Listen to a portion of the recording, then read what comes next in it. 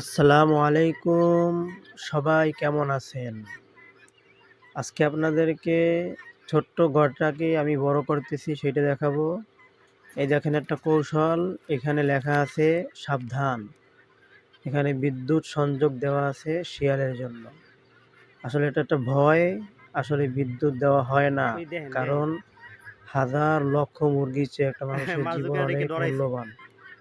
এটা শুধুমাত্র চোরদেরকে ভয় দেখানোর জন্য দেওয়া হয়, আর কারোর কাছে বলা হয় না।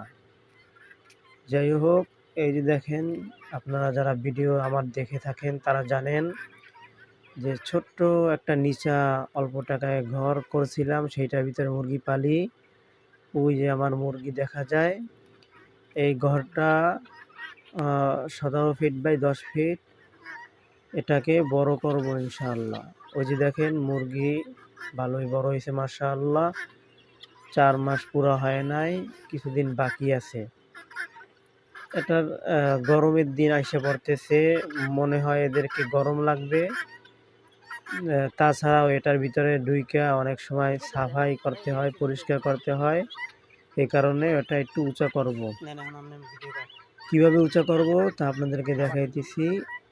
এই দেখেন, ঘরটা আসলে দেখায় খুবই সাধারণ, কিন্তু এটা লোহার খাঁচা।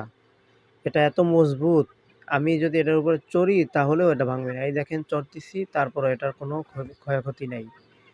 এটার উপরে উঠলাম, এই হাঁটতেছি, দেখেন এটা দেখায় পাতার, কিন্তু এটা অনেক মজবুত। এই যে রুয়াগুলো আমি দিছি। আমি কিন্তু এরই ভিডিও ভিডিও করতেছি।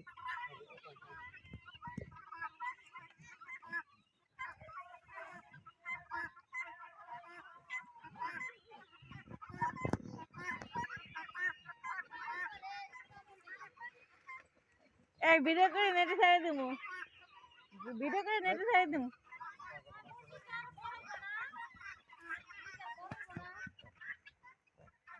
আরেকটু বড় এই